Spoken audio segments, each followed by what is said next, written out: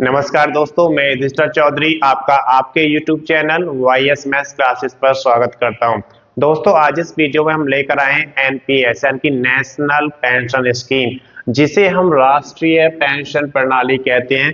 इसकी सारी डिटेल्स आज आपको इस वीडियो में बताने वाले हैं। अगर अभी तक आपने चैनल को सब्सक्राइब नहीं किया, सब्सक्राइब करें, वीडियो को लाइक करें और ज़्यादा से ज़्यादा शेयर करें ताकि ये वीडियो उन सभी दोस्तों के पास पहुंचे जो एनपीएस में खाता खुलवाना चाहते हैं। तो आइए इसकी सारी जानकारी हम आपको यहाँ पर देने वाले हैं। सरकारी कर्मचारी हैं या फिर किसी निजी संस्था में आप वर्क करते हैं या फिर आप असंगठित क्षेत्र में हैं और उसमें आप अपना खाता खुलवा सकते हैं, तो ये सारे कर्मचारी इसमें शामिल हो सकते हैं। वो सभी एनपीएस के लिए आवेदन कर सकते हैं। इसके बाद हम बात करते हैं कि इसकी शुरुआत किसने की थी। तो इसका जो शुरुआत किया गया था वो भारत सरकार ने किया गया था, जो कि एक स्वैच्छिक योजना है। स्वैच्छिक का मतलब है ये आपकी अपनी इच्छा है। अगर आप एनपीएस चाहते हैं तो एनपीएस करा सकते हैं, नहीं तो आप नहीं कराना चाहते तो आपको कोई जबरदस्ती भी नहीं कर सकता।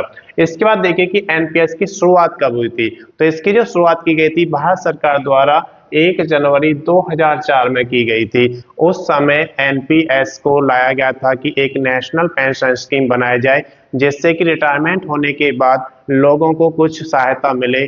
तो वित्तीय सहायता देने के लिए एनपीएस यानी कि नेशनल पेंशन स्कीम का यहाँ पर गठन किया गया था। अब बात करते हैं पात्रता की। तो इसके लिए सबसे बड़ी पात्रता है कि आप भारत के निवासी होने चाहिए, यानी कि भारत का नागरिक है तो वो इसके लिए पात्र है।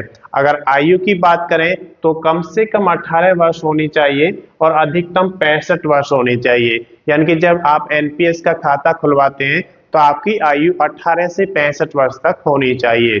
उसके बाद हम बात करते हैं कि निवेश आप कब तक कर सकते हैं। तो जब तक आपकी 75 वर्ष की आयु होती है उस समय तक आप इसमें निवेश कर सकते हैं। एनपीएस का खाता संयुक्त नहीं हो सकता। इसका मतलब ये है कि अगर आप चाहते हैं कि आपके एनपीएस के खाते में आप अपने फैमिली मेंबर्स को जोड़ना चाहते हैं, जैसे आप अपने बेटे को, बेटी को या फिर अपनी वाइफ को जोड़ना चाहते हैं, तो वो इसमें आप जोड़ नहीं सकते। तो ये एक एकल खाता होता है जो आप ही के नाम पर होगा।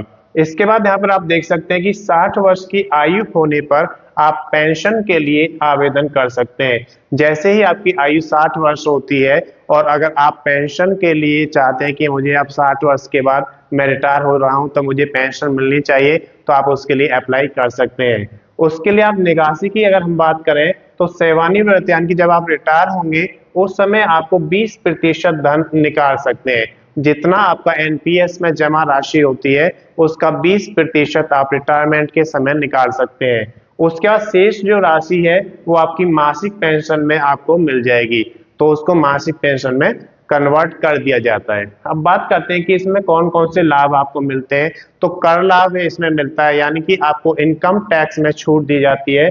धारा 80C और 80CCD के तहत इसमें कर में छूट आपको दी जाती है।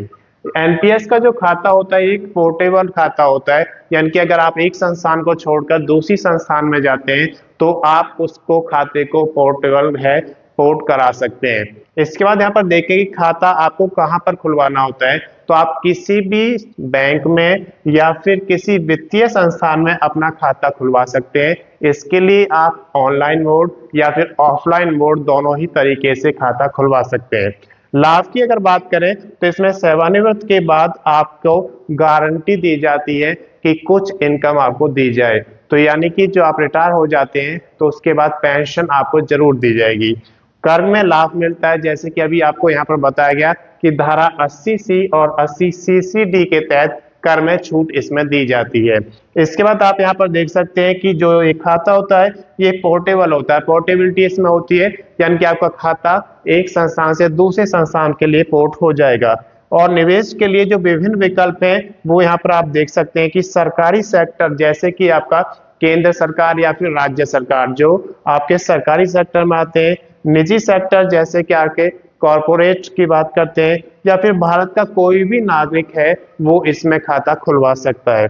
मृत्यु होने के बाद की बात अगर बात करते हैं कि किसी व्यक्ति की अगर मृत्यु हो जाती है 60 वर्ष से पहले, तो उस केस में क्या होगा, उसकी जो संचित पेंशन की राशि है वो उसके नामित जो नॉमिनेट किया होगा, उसने उसमें नॉमिनी बनाया होगा, उसको दे दी जाएगी। अगर नॉमिनी नहीं बनाया गया है तो जो भी उसका कानूनी तौर पर उत्तराधिकारी होगा उसको दे दी जाएगी।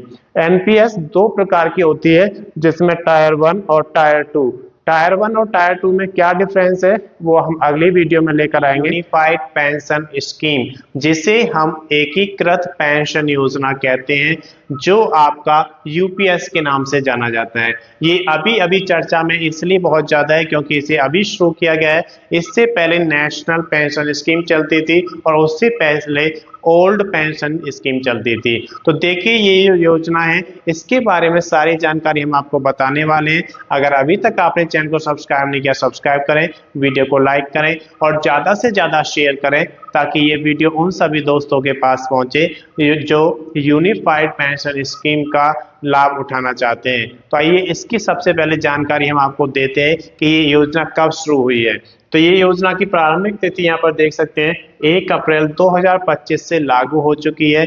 इस योजना में जो अभी कार्यरत कर्मचारी हैं उनको 30 जून तक का समय दिया गया है कि अगर वो 30 जून तक यहाँ पर एनपीएस से यूपीएस में कन्वर्ट करना चाहते हैं तो उसके लिए आवेदन कर सकते हैं।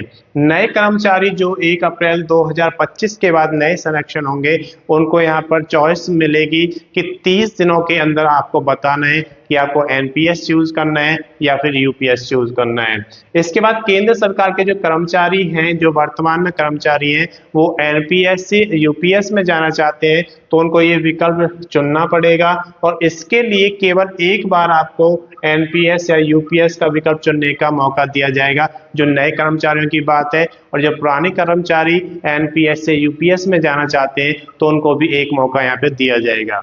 इसके बाद हम बात करते हैं कि जो यूपीएस है क्या वो राज्य सरकारें यूज करेंगी या नहीं। तो डिपेंड करेगा राज्य सरकार के ऊपर कि उन्हें यूनिफाइड पेंशन स्कीम लागू करना है कि नहीं करना है।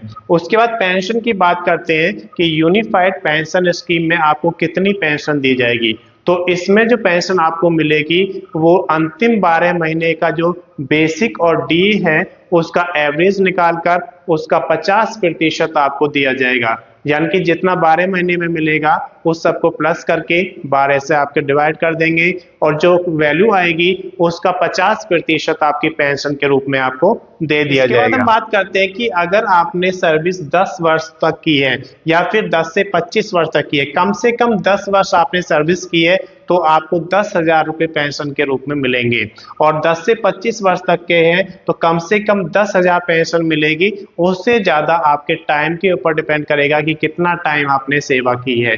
तो इसके बाद यहाँ पर देख सकते हैं कि जो रिटर्न होगा यूनिफाइड पेंशन स्कीम में वो बाजार पर निर्भर नहीं करेगा। ये यहाँ पर बहुत ही पॉजिटिव थिंग है कि जो बाजार अप डाउन होता है उसकी वजह से आपकी जो यूनिफाइड पेंशन स्कीम है उससे कोई फर्क नहीं पड़ेगा।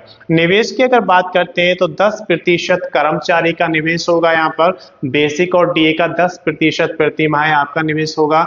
उसके साथ साथ जो सरकार होगी वो 18.5% निवेश करेगी। तो ये सारा आपके अकाउंट में जमा होता रहेगा। परिवार पेंशन की अगर बात करते हैं तो जो अंतिम पेंशन प्राप्त करते हैं इस कर्मचारी रिटायरमेंट के बाद उसका 60% जो राशि होगी वो परिवार पेंशन के रूप में दी जाएगी, जो महंगाई बढ़ने के हिसाब से बढ़ती रहेगी।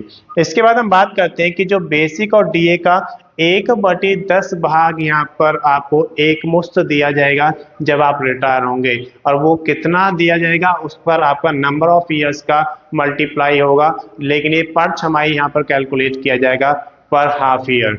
उसके बाद हम बात करते हैं कि जो आपकी पदोन्नति वाले जो केसेस हैं वहां पर प्रॉब्लम आएगी, इसमें वहां पर थोड़ा नुकसान उनको झेलना पड़ेगा। अगर पदोन्नति आपकी अंतिम वर्ष में होती है यानी कि आपके सर्विस के लास्ट ईयर में अगर पदोन्नति होती है तो उस समय आपका जो एवरेज है वो थोड़ा कम हो जाएगा और उसकी वजह से जो आपकी पेंशन है थोड़ी कम हो जाएगी। तो यहाँ पर थोड़ा लॉस हो सकता है उन कैंडिडेट्स का जो अपनी सर्विस के अंतिम वर्ष में पदोन्नति प्राप्त करते हैं। इसके बाद हम बात करते हैं कि यूपीएस में कर लाभ भी मिलेगा, यानी कि जो आपकी पेंशन मिलेगी उस पर आपको कर में छूट दी जाएगी। उसके बाद हम बात करते हैं कि जो आपको एक मुश्त रकम मिलेगी वो कितनी मिलेगी, ये अगली वीडियो में हम लेकर आएंगे। अगर किसी की बेसिक और डीए मिलाकर 50,000 है तो जब आपका 1/10 यहाँ पे मिलेगा तो टोटल कितना निकल के आएगा, कितना समय कैलकुलेट होगा, वो सारा कुछ नेक्स्ट वीडियो में हम आपको बताएंगे, जिसके लिए कम से कम 25 वर्ष की सेवा आपकी होनी चाहिए।